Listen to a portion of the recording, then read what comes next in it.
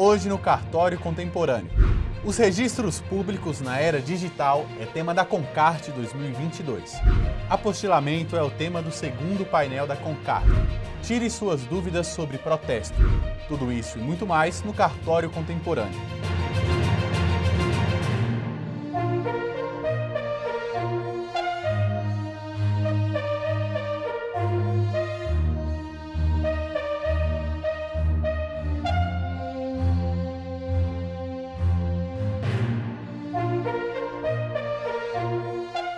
O primeiro painel da Concarte 2022 teve o tema Os registros públicos na era digital.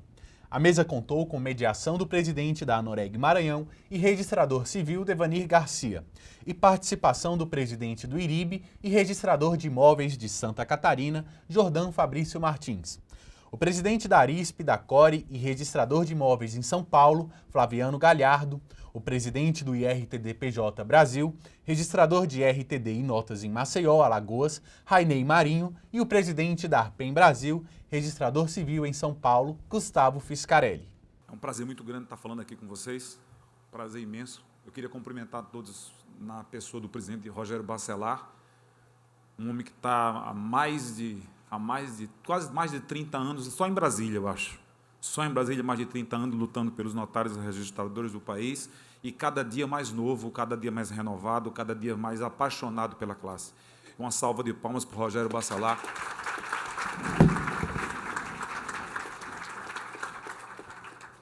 Tá. Ok, obrigado. Também queria agradecer demais aos presidentes aqui dos institutos. A gente sabe dos últimos anos, eu estou no IRTD-PJ há 4 anos, tive uma renovação agora de gestão agora em janeiro, o presidente Fiscarelli, o presidente Jordão, o próprio Flaviano, o Maurício Leonardo, que representa aqui os tabeliães aqui hoje, na ausência da minha amiga Gisele, sabe do excelente relacionamento que os institutos estão tendo entre eles. Os institutos estão conversando entre eles, nós estamos fazendo agendas próprias e fazendo com que os distanciamentos, como fala o poeta, as lonjuras que existiam entre muitos segmentos tenham sido encurtados. Eu agradeço principalmente aqui ao meu colega Gustavo Fiscarelli, que nós dois estamos tão perto, junto do Registro Público Brasileiro, como o presidente Jordão, e o próprio Flaviano na luta que a gente teve na 1085. Se não fôssemos se não interagíssemos tanto entre nós, talvez a gente não conseguisse o que aconteceu. Agradeço também a todos vocês. Pois bem, gente, reza o poeta, tem um poeta Bia Couto, poeta de Moçambique, que ele diz que existem momentos que são muito melhor que sonhos. São momentos que são abençonhados. São tão bem sonhados e tão bem realizados que são momentos abençonhados. Eu acho que a inserção dos notários registradores na era digital era um momento abençonhado, era um sonho real que vinha se concretizando, porque todos nós tínhamos, e como tínhamos, em nossas serventias, em nossas categorias, nós tínhamos um desenvolvimento tecnológico. Eu me lembro de Maurício Leonardo, por ocasião da medida provisória 2200, lá atrás, quando foi criada a assinatura qualificada, né, ICP Brasil, nós fomos fazer uma palestra para a CertSign, um workshop, a CertSign, não foi, Maurício? E era lá atrás. E a gente discutiu o seguinte, ou o registro público brasileiro adentra nesse mundo tecnológico, nesse mundo novo, ou vamos correr um sério risco de acontecer o que tentam fazer até hoje com todos nós.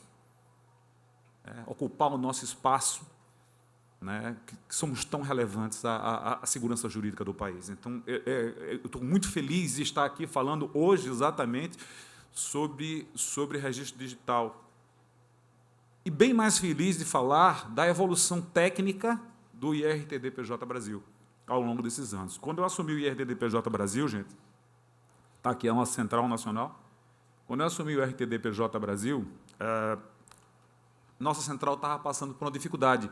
O nosso gestor tecnológico, eu acho que Hércules sabe muito bem disso, o nosso gestor tecnológico chegou para a presidência do IRTD-PJ Brasil e para a sua diretoria e falou em bom espanhol, no más, não quero mais ficar, eu vou embora.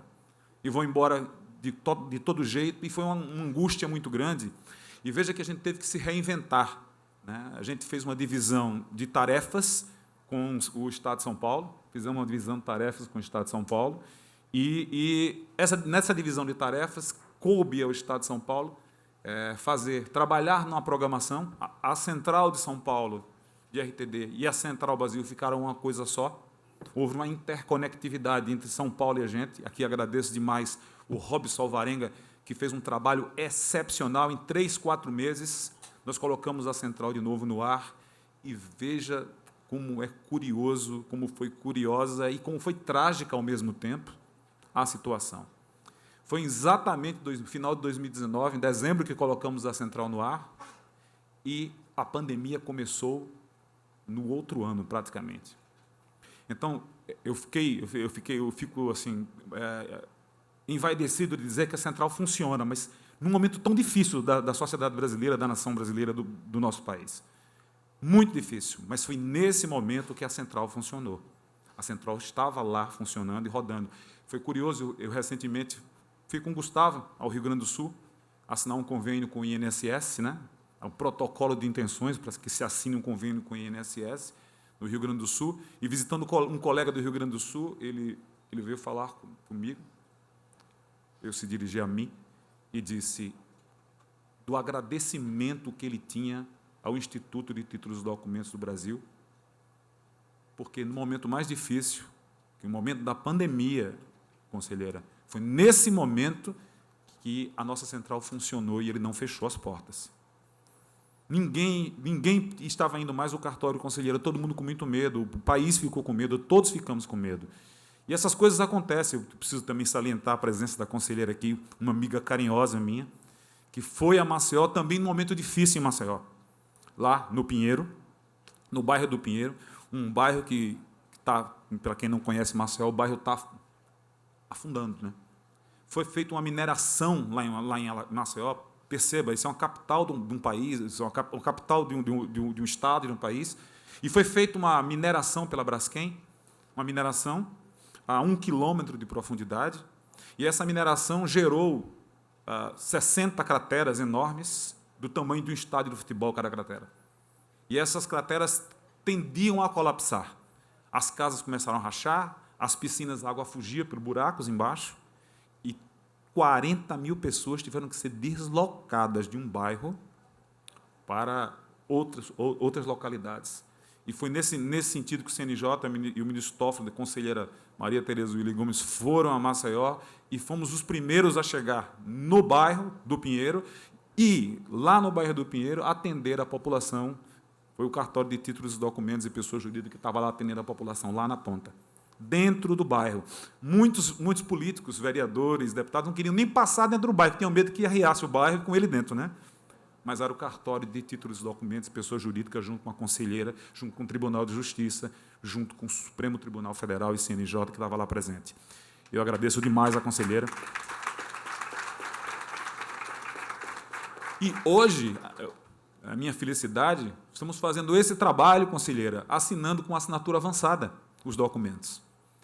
Era uma dificuldade muito grande, coletar aquele monte de gente, aquele monte de pessoa, aquele monte de advogado lá, e todo mundo assinando o documento, e hoje utilizamos a assinatura avançada, a inserção na era digital, fazemos a assinatura avançada e estão levando aos cartórios de títulos e documentos, esses documentos, eles estavam perdendo documentos, não encontravam documentos, não faziam nada, e começaram a levar para registrar em títulos e documentos de Jordão.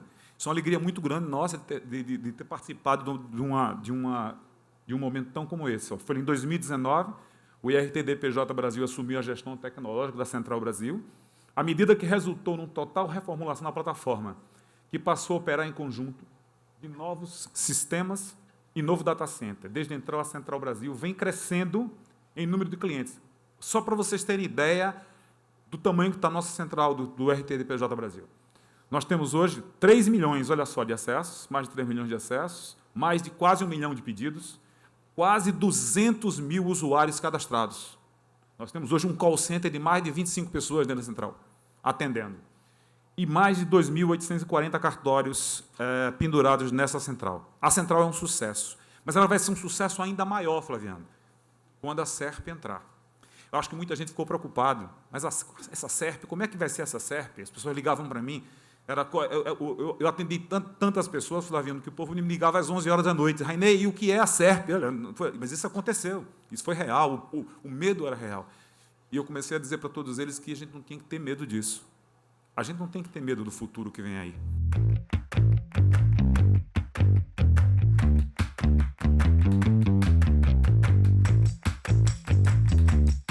Joalerson, do Rio de Janeiro, pergunta: no caso da quitação do débito, o que fazer? Caso o devedor efetue o pagamento dentro do prazo que é estimulado pelo cartório, esse valor é repassado para o credor. Não efetuando o pagamento no prazo de 3 dias úteis, que é o prazo que o cartório determina, esse título é protestado e a dívida só é paga diretamente para o credor.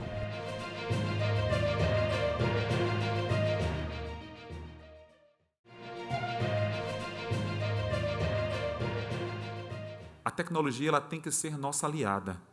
A gente não pode ter medo dela. A gente não pode ter medo de existir. E foi exatamente nessa seara, e vamos colocar de forma na mesa, o Flaviano também salientou isso com muita profundidade, o projeto que originou a 14382, ele não era isso que estava sendo discutido lá, não é verdade? Mas leis e seres humanos, elas não nascem perfeitas e acabadas. Mário Sérgio Cortella, ele tem uma frase que eu gosto muito. Mário Sérgio Cortella fala: quem nasce pronto é geladeira, quem nasce pronto é fogão, é carro. A lei, o conceito social da legislação, o ser humano, ele está sendo novo todos os dias, ele se reinventa todos os dias. E foi com essa premissa e com essa perspectiva que nós acreditamos na SERP. Nós acreditamos que essa interligação e essa interconectividade vai ser positiva para todos nós, notários e registradores do país. Nós acreditamos em integrações. O Instituto de Títulos e Documentos do Brasil firmou convênios com um integrador de 11 estados: Alagoas, Amazonas, Espírito Santo, Goiás, Maranhão, Paraíba, Pará, Rio Grande do Norte, Rondônia, Sergipe e Tocantins. E esses estados já estão em vias de integração e já existem estados integrados para deferimento de CNPJ na rede SIM. Né? Já estão integrados Rio de Janeiro, Rio Grande do Sul, Minas Gerais, Mato Grosso e São Paulo, que está em fase de integração agora é o Espírito Santo. São Paulo, inclusive, São Paulo é a própria Junta Comercial, que é o integrador lá de São Paulo. Integração Central Brasil com a SERP. Com o SERP, os benefícios para o RTD são enormes e, por isso, o Instituto do Brasil apoiou a iniciativa, trabalhou muito para que a ideia original não sofresse muitas alterações.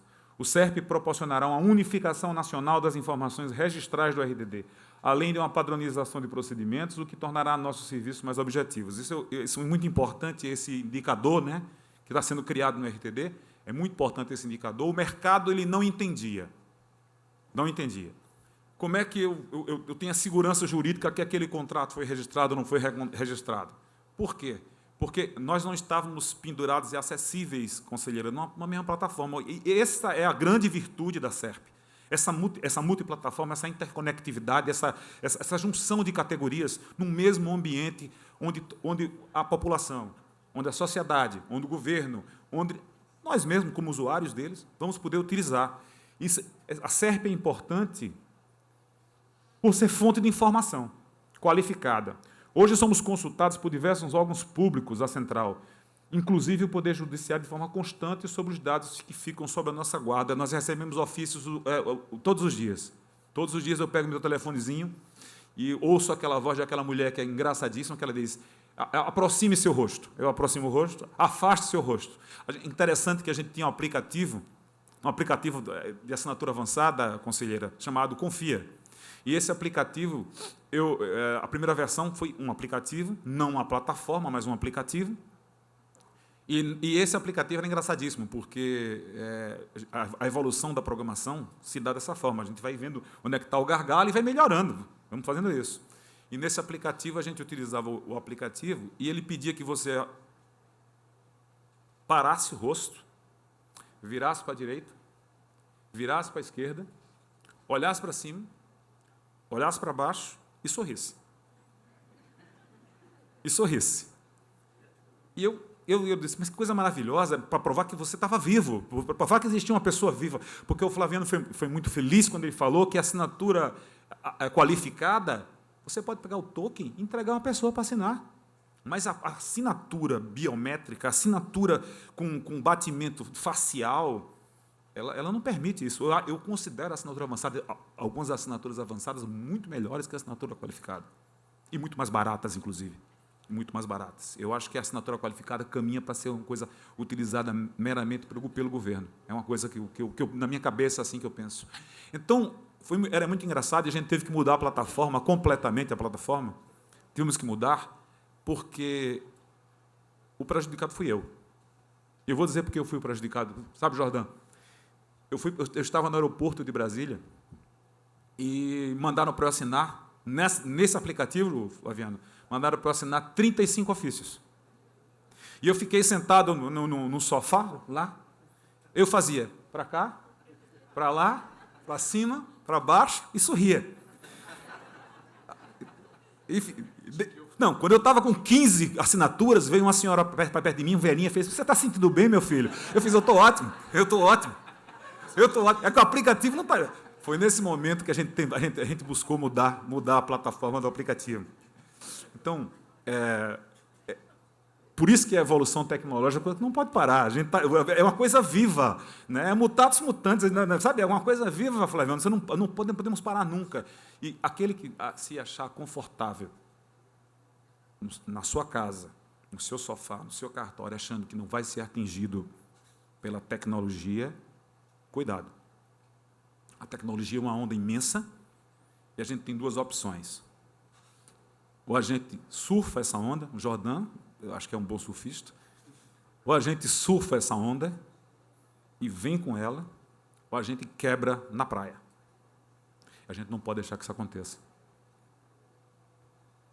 Interoperabilidade entre as centrais será possível. O cidadão não terá que percorrer diversos sites e, se tiver à sua disposição os dados que necessita, de forma integrada. Isso é a SERP, essa é a ideia nossa de interconectividade entre as centrais, entre os registros públicos.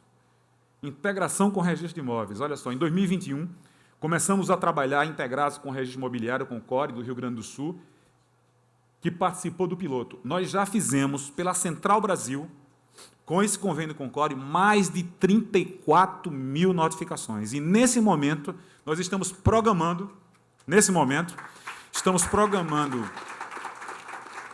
junto com a ONR já, em fase avançada e final, para que o ONR também plugue na Central Brasil e a perspectiva para o ano que vem, salvo me engano, é de 1 milhão de notificações. Eu vou cobrar isso do lado do Flauzelino depois, tá? Pois bem, gente, eu espero, sinceramente, que eu queria falar um pouco mais sobre a Lei 14.322, mas vou deixar para as perguntas, que eu queria pedir licença a vocês para ler algo que eu escrevi, que eu acho que... Por isso que eu falei que eu não ia improvisar. Algo que eu escrevi, que eu acho que diante de tudo que passamos, sabe, Rogério, eu preciso fazer essa declaração e pedir licença, inclusive, aos integrantes dessa mesa.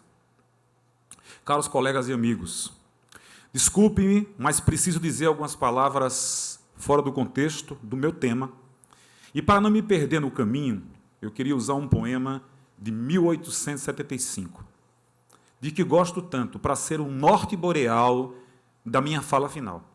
Seu autor é William Ernest Henley. Do fundo dessa noite que persiste, a me envolver em breu, eterno e espesso, a qualquer Deus, se algum acaso existe, por minha alma insubjugável agradeço. Ao longo dos anos, os notários e registradores do Brasil vêm sofrendo cotidianamente pelas circunstâncias que afligem cada um ao seu modo. Talvez essas angústias aconteçam pelas distâncias medidas em circunscrições geográficas, talvez em categorias, principalmente diferenças marcantes entre capital e interior ou regionalismos que nos distanciam do que é mais importante e fundamental para o crescimento de uma categoria, a nossa unidade. Certamente alguns mais uma vez dirão que esse país é grande demais, ou que talvez essa dita unidade precise de determinados sacrifícios. E por conta dessa percepção, muitos sejam submetidos a tal grau de iniquidade social que muitas vezes arrebata amigos, famílias, nossa saúde e, por que não dizer, nossa pretensa humanidade. Na minha terra, centenas de colegas por pouco não conseguem ter dignidade para viver. Que bom que eu estou aqui no Ceará, estado nordestino, tão parecido com minha linda e querida Alagoas, uma região tão sofrida e carente. Não podemos, caros colegas, nos deixar integrar e tampouco subjugar a tamanha desproporção e distanciamento. E continua o poeta. Nas garras do destino e seus estragos, sob os golpes que o acaso atira e acerta, nunca me lamentei e ainda trago em minha cabeça, embora em sangue ereta. A dignidade de me sentir parte de um todo, parte de algo que é importante para o crescimento do país, a segurança jurídica para os menos favorecidos, a estabilidade para os negócios e investimentos, tudo isso me faz continuar e caminhar, maculado, impactado, mas vivo e crente. Eu acredito que o destino nos prega peças, e quanto mais estamos sólidos e nos achamos fortes o suficiente para seguir em frente, ele nos entrega de prontidão a realidade dura e pouco labitada do acaso. Repentinamente, o que era sólido parece se liquefazer, e diante dos nossos olhos, incautos e assustados, que se deparam com a falta de solidez de um futuro que parecia mármore e se desfaz como papel de arroz, alvo e completamente instável, insólito, disruptivo em relação à estabilidade profissional. Exatamente nessa hora, Deus nos faz sólidos, apesar de sofridos. Nos faz fortes, apesar de atingidos. Nos faz eretos, apesar do vento que sopra intenso e, principalmente, dignos, apesar dos acontecimentos inesperados da vida. E segue o poema. Além desse oceano de lamúria, somente o horror das trevas se divisa. Porém, o tempo a consumir-se em fúria não me amedronta nem me martiriza. O que eu falo hoje não é reclamando do passado. As minhas vistas estão voltadas para o futuro. Trago aqui em minha fala a esperança em todos vocês e em nós, a fé na estabilidade jurídica administrativa e na coisa julgada, acreditando sempre na justiça brasileira, nos princípios que regem o Estado Democrático de Direito e no devido processo legal, direito de todos os cidadãos, categorias, segmentos, por que não dizer, do povo brasileiro. Aqui eu encontro em cada coração pujante de um notário e registrador presente nessa reunião em todo o Brasil, a intensa busca por esses princípios e pelo que é mais sagrado em nosso segmento, existir para servir. Meus amigos, nos encontramos em um mundo que vive uma área de muita tecnologia, uma busca insana por comunicação numa complexidade imensa de pouca interlocução e muita condenação. Uma fúria desigual que nos separa e nos divide. Mas nessa película, nesse filme real, existem atores que buscam para todos nós a simetria de condições profissionais e dignidade, entregando sua vida e de suas famílias ao sublime trabalho da dedicação à vida aos outros. Eles catam no pomar da igualdade todas as maçãs, buscando não abandonar nenhum fruto nem mesmo ao chão. Esquecem o passado pesaroso e focam no futuro, na claridade do sucesso, dos seus sonhos reais e na dignidade de todos nós. Sim, eu sei que todos nós temos medo do futuro incerto. Estamos fartos de legislações difíceis a serem cumpridas, distâncias sociais internas de complicadas resoluções. A tecnologia lacinante que corta nossa carne e se porta como vírus, quando deveríamos tê-la como nossa aliada. Meus amigos, o caminho é estreito e todos nós temos a consciência do que precisamos nos reinventar. Ele é muito diferente do que era na década de 80, quando eu adentrei nessa belíssima categoria dos notários e registradores, há quase 34 anos, por concurso público de provas e títulos, homologado em setembro do mesmo ano e tomando posse no dia 25 de outubro de 88. E Henley, o poeta, encerra, e aqui eu encerro minhas palavras também, dizendo: por ser estreita a fenda, eu não declino, nem por pesada a mão que o mundo espalma. Eu sou o senhor do meu destino, eu sou o capitão da minha alma.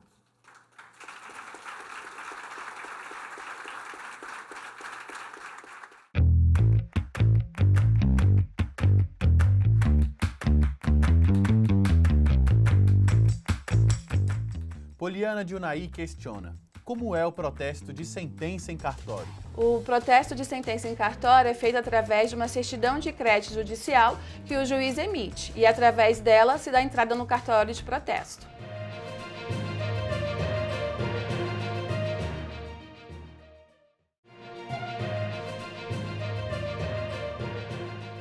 Professor Flaviano, obrigado pelas lições. Só tem um ponto aqui extremamente importante do ponto de vista prático, né? Essa mudança toda trazida pela Lei 14.382, e aproveitando um ponto que você tocou, no momento da qualificação do título, do registro imobiliário, nós temos, no Brasil, diferentes questões, né, que são apresentadas, e eu acho que um dos grandes motivos, né, dessa nova lei foram exatamente gargalos dos mais variados que surgiam pelo Brasil afora, né? Nós sabemos de histórias aí de registradores de imóveis que realmente apresentavam dificuldades, muitas vezes, para registrar títulos, né? Isso tudo é um gargalo, nós precisamos que a cadeia produtiva, né, exatamente esse é o ponto, né, que a roda gire, que a economia, né, gire. E você acha que, com a nova legislação, nós tivemos avanços no sentido de que haja um padrão procedimental nesse momento e que possamos evitar ou diminuir que esses gargalos, que vêm prejuízo, na verdade, em relação ao sistema, e a economia, e o governo atual, ele deu muita importância para isso, eu acho correto, né, para que a nossa economia, e nós fazemos, né, os cartórios brasileiros fazem parte desse circo, digamos assim, né, no bom sentido, para que a economia ande, nós fazemos parte desse processo. Então, você acha que, com a nova legislação, há avanços de padrão procedimental e que isso possa realmente mudar? Eu acho que sim, foi um avanço importante. Avanços importantes já haviam sido realizados, né? Eu reputo alguns deles, a realização dos concursos, né? Porque isso é importante, que isso traz oxigenação para a atividade, e essa oxigenação traz cabeças novas, cabeças pensantes, gente engajada. Eu acho que, se tem uma palavra, para resumir um pouco a resposta, a palavra é engajamento. Eu tenho usado muito essa expressão. Nós precisamos de engajamento. Não adianta nada o meu registro de imóveis lá em São Paulo ser uma ilha de excelência e o colega do lado ser um show de horrores. Então, nós precisamos desse engajamento.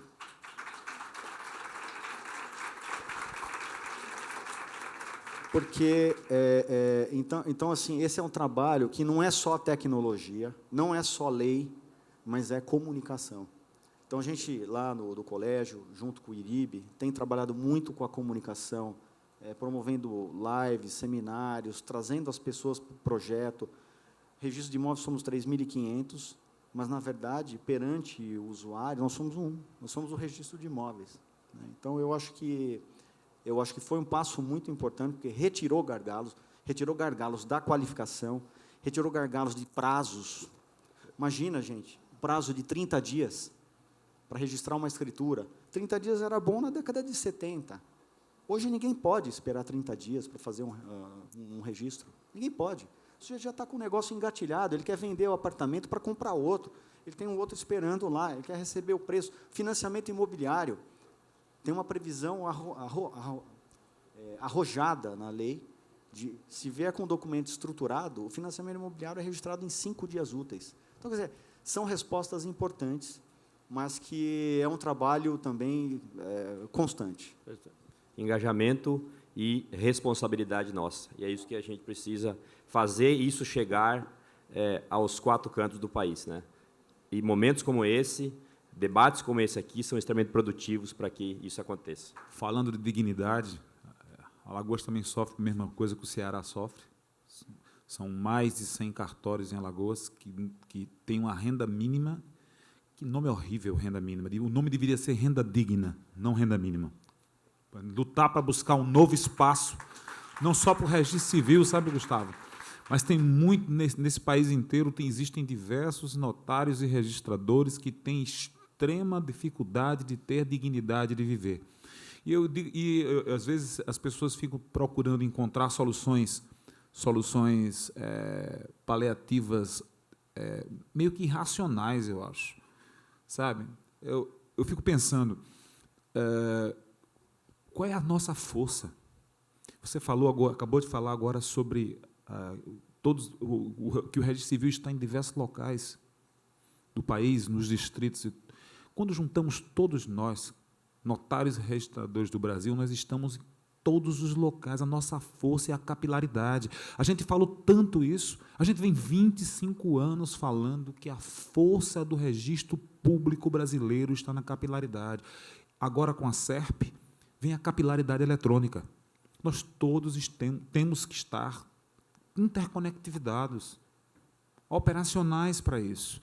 E eu fico muito preocupado, essa é uma opinião pessoal, não é uma opinião do Instituto, mas é uma opinião do Rainey, quando começamos a fechar cartórios em locais por uma baixa renda, em locais que a população precisa ser atendida. Qual é a nossa função social? Afinal de contas, vamos cumprir a função social fazendo com que uma pessoa, eu levo aqui em consideração o Ceará e Alagoas, que são muito parecidos, andem 60, 70, 80 quilômetros para resgatar um documento. Isso não é possível. Isso não é possível. Então, nós temos que nos voltar agora para arrumar uma forma de resolver, porque somente com capilaridade física e capilaridade eletrônica vamos conseguir continuar nos mantendo.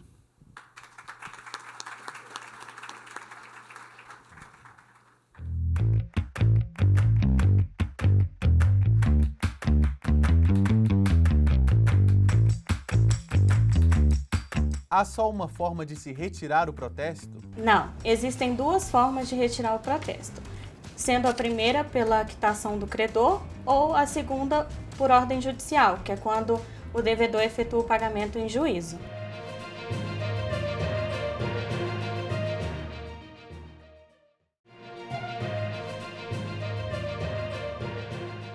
O segundo painel da Concarte teve como tema apostilamento, com a presença ilustre da registradora civil de São Paulo, Karine Bocelli, o tabelião titular de notas de registro civil no Distrito Federal, Hércules Benício, e a registradora civil do Ceará, Helena Borges. Uma grande alegria estar aqui com todos vocês hoje, depois de um longo período de distanciamento. Então, agradeço muito a Deus, em primeiro lugar, e posteriormente a cada um de vocês que estão prestigiando hoje esse evento do CNR. E também é uma alegria e satisfação, um privilégio também muito grande estarmos aqui com tão nobres apresentadores. Eu estou aqui apenas para moderar, mas aqui o nosso colega e querido amigo Hércules Benício, a nossa igualmente querida amiga e colega Karine, para que possa debater um pouco acerca do apostilamento, o apostilamento, a gente sabe perfeitamente da importância dele para nós, notários e registradores, que somos autoridades apostilantes, e é importante que nós tenhamos uma visão de como funciona na prática, para que possamos verdadeiramente encampar e prestar esse serviço à sociedade. Como todos sabem, o apostilamento é um certificado de autenticidade, né, que se apõe num documento público para atestar a sua origem. E, assim sendo, eu vou pedir à nossa colega Karine para que possa nos esclarecer um pouco acerca do apostilamento. Obrigada. Bom, boa tarde a todos. É um prazer estar aqui com vocês. Agradeço ao Dr. Rogério Bacelar, na qualidade de presidente do CNR, e a toda a diretoria. Faço aqui um agradecimento especial à Fernanda de Castro, que tem sido uma grande incentivadora da discussão acerca da apostila da AIA, e que sempre nos convida, com um olhar sempre tão carinhoso, diante de tanta falta de conhecimento da nossa parte. Mas o que vale é tentar sempre buscar o conhecimento. Parabenizo aqui a Helena, que é uma grande colega, sempre de uma gentileza e sempre de uma competência tremenda. E eu digo para vocês que eu e o Hércules mais do que um amigo, mais do que um colega, eu digo que a gente tem um casamento, mas sem relação conjugal.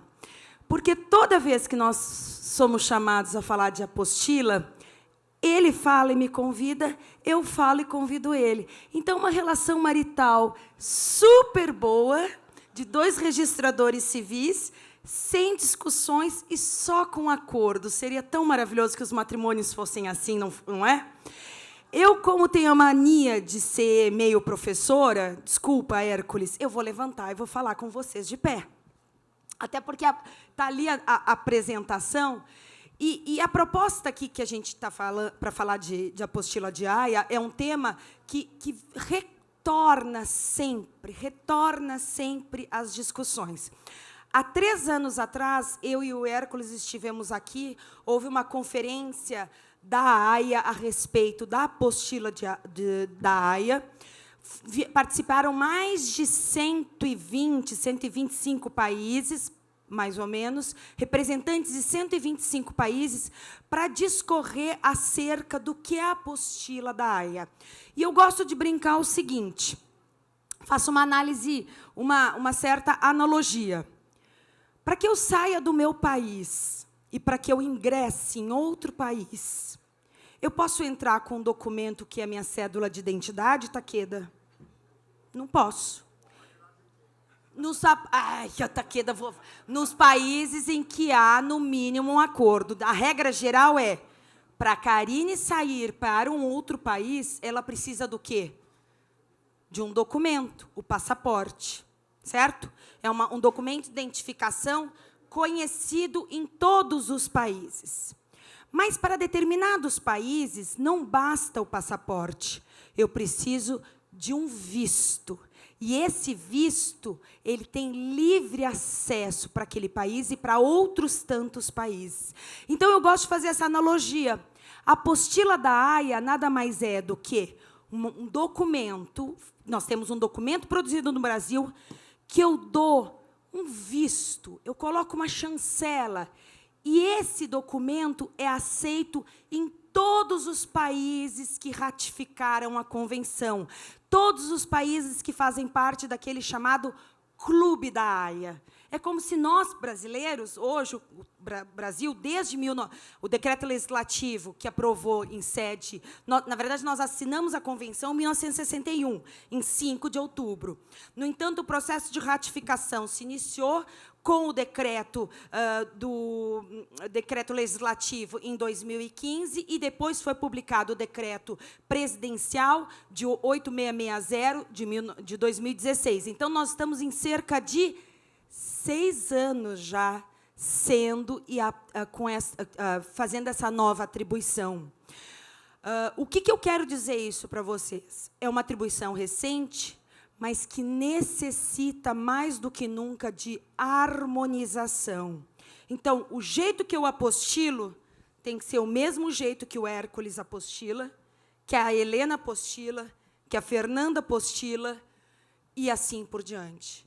E por que nós trazemos sempre esses cursos? Porque toda vez nos chamam, nós temos a Escola Nacional de Notários Registradores, que foi feito o curso da apostila. Por que toda vez é falado? Porque não adianta cada um fazer do seu modelo. É preciso, sim, que haja uma uniformização, sob o pena do quê? de um ato do governo estrangeiro, dos governos estrangeiros, dizendo: não aceitamos as apostilas realizadas pelas autoridades apostilantes brasileiras. Então, é muito importante, não é por acaso que o CNJ expediu a Resolução 228, depois expediu o provimento 62 e depois expediu o provimento 119, sempre com a base da uniformização. Para a gente falar um pouquinho de uniformização, a gente tem que contar um pouquinho da história.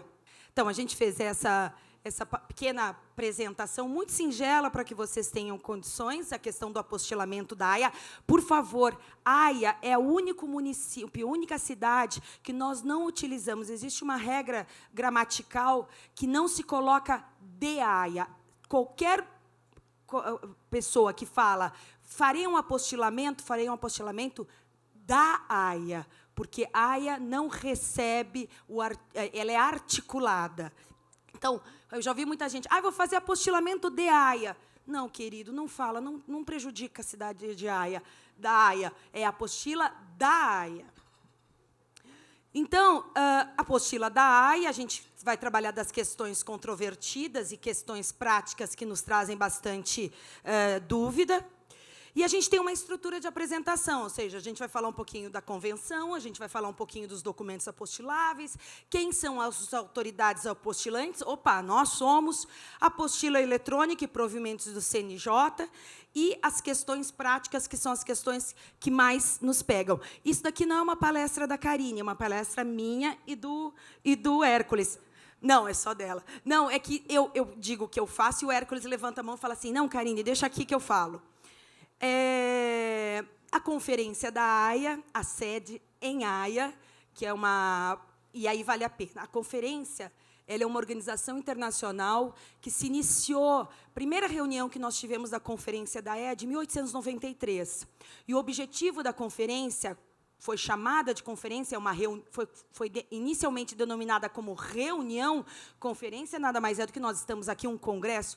Ela serviu o quê? Para estabelecer regras de uniformização em direito internacional privado. Então, nós tivemos 4, 5, 6, 7, até que se criou uma organização internacional, assim como a Organização das Nações Unidas, a Organização dos Estados Americanos e assim por diante. E se manteve o nome de Conferência da AIA. Então, é Conferência da AIA? É uma reunião? Não, é uma organização permanente com sede na AIA, que é nos Países Baixos. E aí está a fotinho, que é o grande palácio, que é um palácio que quem tiver a oportunidade de conhecer é muito bonito. Vão no verão, que no inverno é frio. A convenção, importante entender que a convenção teve como objetivo eliminar exigências a respeito da legalização. Tanto que o nome dela é Convenção de Dispensa de Legalização de Documentos Públicos, certo? Hoje, nós temos mais de 122 Estados-partes. E eu digo mais de 122 porque pode ser que amanhã um país ratifique, depois de amanhã outro país ratifique, e aí a gente vai dizer, não dá para taxar. O que é importante é que eu falei para vocês, esses 122 países que ratificaram a convenção e trouxeram para o seu ordenamento jurídico fazem parte do clube da AIA, de tal forma que, se eu apostilar um documento aqui no Brasil, ele tem livre acesso em qualquer um desses 122 países. Eu vou contar uma via crucis para vocês. Antigamente, quando o Brasil não fazia parte da convenção, ele não tinha ratificado, não tinha feito todo o processo de ratificação segundo a Constituição Federal, o que acontecia? Fernanda quer estudar na França, ela está na dúvida se ela vai fazer o pós-doc dela na França, na Itália ou na Espanha. O que ela pegava? Toda a documentação dela, acadêmica, graduação, pós-graduação, mestrado, doutorado, ela ia no consulado espanhol, preciso legalizar. Pegava esse documento, vou no consulado francês, legalizava. Vou no consulado italiano e legalizava. Nisso, ela perdia, no mínimo, 2 anos. Pelo consulado italiano de São Paulo, eu posso dizer 6 meses, com certeza. O que acontece? Isso, além da dificuldade de tempo, ainda existia um custo, porque cada país cobrava para o seu consulado um valor. Hoje, o que ela faz? O documento dela, ela chega lá no primeiro subdistrito, ó, propaganda. O primeiro, ó, DF, Hércules, você apostila os documentos? Certamente, Fernanda, e terá eficácia em todos os 122 países. E qual é o preço? É um só ou depende? Não. Aqui, um só, R$ 45,00 e alguns centavos, e tudo bem. Esse é outro ponto que a gente tem que fazer, sabe? Depois ele vai falar. Daqui a pouco eu falo. E de uma vez só, né? Isso. Ela todos. chega lá e, se duvidar, faz na hora, já Sim, confere faz na na hora e já entrega para ela já vai para onde ela quer. Se não precisar de nenhum procedimento específico prévio, mas como Que eu confio bastante... É isso, a gente vai falar. A gente vai conversar, mas assim, isso aí. o importante é isso, ou seja, a facilidade.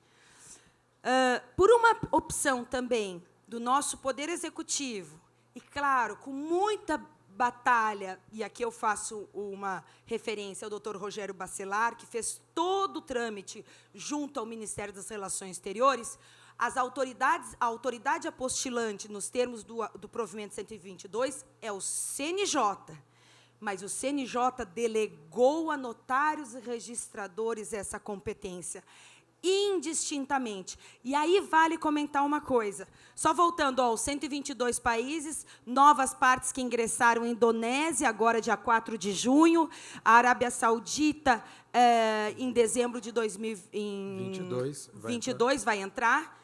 Para vocês notarem, país relevantíssimo que não faz parte da Convenção da Haia, Canadá.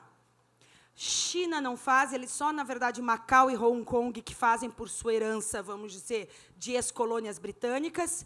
Cuba não faz, vários países da África não fazem. Então, sempre quando a gente fala, o cliente chega, eu quero apostilar o meu documento. Mas para que país o senhor quer apostilar?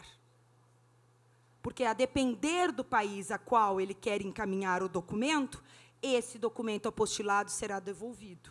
E eu tenho medo de cliente. Você não tem medo de cliente? É complicado porque ele volta e... Porque ele não volta assim de um amor. Não sei com vocês. Comigo ele já chega enfurecido. Eu vou na corregedoria, eu vou isso. Quando falou corregedoria, eu já vou para trás, já começo a fazer minha oração. Não é? Mas é interessante que o Canadá não faz parte, porque lá vigora o Trust System. Você não precisa nem me mostrar a sua identidade. Se você me diz que é a Fernanda, eles eu acreditam. Confio. Então, você não precisa, quando chegar algum documento, não precisa apostilar. Mas isso é péssimo para os cidadãos canadenses que, eventualmente, vão precisar fazer prova de documentos fora.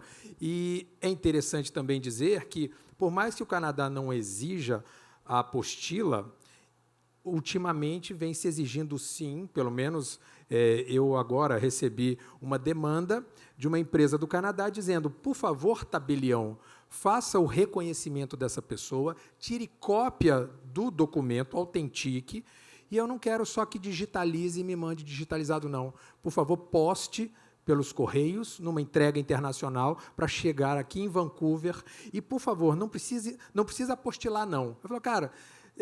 você confia no tabelião, a apostila seria algo até mais tranquilo de acontecer. Claro, a tendência é de que o Canadá ele venha a aderir, a ingressar, por uma demanda dos cidadãos. Mas, por hora, se alguém pedir o serviço de apostila para levar o documento ao Canadá, certamente esse pedido parece ser incorreto, porque lá no Canadá, por hora, ninguém exige. Eles ainda, em tese, eles estariam no sistema da legalização consular. Aqui a gente tem o número de apostilas já emitidas, ou seja, nós começamos efetivamente a apostilar em agosto de 2016, nós já superamos 3,3 milhões, então é um sucesso essa atribuição, e é um sucesso porque nós temos capilaridade, porque nós prestamos esse serviço em todas as serventias. E eu gosto de falar uma coisa, eu posso até ser linchada depois, etc., vou pedir segurança, mas... o importante aqui é nós entendermos que a atribuição nova é a atribuição que deve ser oferecida para todas as naturezas. Porque a apostila da Haia não tem natureza exclusiva de uma atribuição. Porque ela não é mero reconhecimento de firma. Nós precisamos fazer um processo integral de identificar a pessoa, identificar aquele que assina. Ah, mas a pessoa tem que ir no cartório. Não, aquele que assina. Nós temos que identificar cargo e função e, por fim, nós temos que identificar o padrão de assinatura. Vamos perguntar. Deixa eu perguntar para você. Desculpa, já vou passar a palavra para você. Quem que faz isso? É só uma atribuição? Não, é certo que os órgãos da fé pública... Somos todos nós. Somos nós, isso é importante. Que todos possamos atender ao público. Eu não ia interromper a Karina, mas tendo em vista que está havendo um bate-bola, eu acho super interessante, eu tenho a absoluta certeza de que os colegas também estão bastante ansiosos para saber como funciona na prática, né? Então, eu queria saber, Karina, como é que está, em primeiro lugar, né, a primeira pergunta, como está a aceitação da apostila eletrônica na comunidade signatária da Convenção da Haia? Muito bom. Posso te responder em 5 minutos? Pode. Prometo? Não vou esquecer. Não, tudo bem. Prometo. Só porque a gente vai falar um pouquinho de documento eletrônico, e é importante isso. Como nós aqui, indistintamente, trabalhamos com todas as naturezas, podem apostilar, nós temos um impacto em relação a isso. E o próprio provimento 119 disse, documento físico para ser eletrônico faz upload, documento eletrônico para ser físico faz o download sem qualquer exigência. E aí você pode pôr a apostila física no documento físico, como pode pôr a apostila eletrônica no documento eletrônico. A recepção, a gente sabe, a gente teve um evento no Conselho Nacional de Justiça dia 3 de junho, agora há pouco, e não são todos os países, são cerca de 8 ou 9 países que aceitam a apostila eletrônica. Inclusive, quem é da ARPEN, quem é registrador civil, nós fizemos, sim, uma postagem no Instagram estabelecendo quais são os países que fazem parte deste rol que aceita a apostila eletrônica. Esse é outro problema também. A apostila eletrônica, claro, é um avanço, mas eu não posso, por exemplo, enviar uma apostila eletrônica para a Itália, porque a Itália vai me devolver, vai fazer uma recusa, porque a Itália não aceita. Por sua vez, a Bélgica, que é um país que está lá no rol dos países que aceita, eu posso emitir. Então, são questões ainda, como é que nós estamos dizendo?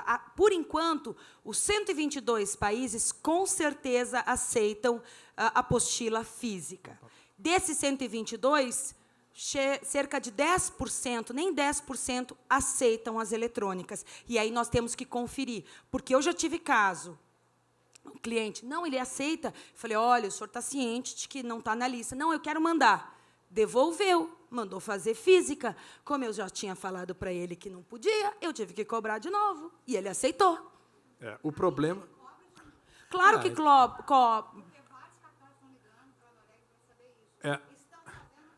Não, mas depende, porque a Karine ela já havia eu já avisado. Tinha conferiado. O problema é quando falta papel seguro, e daí a gente precisa depois fazer uma sessão merchan aqui.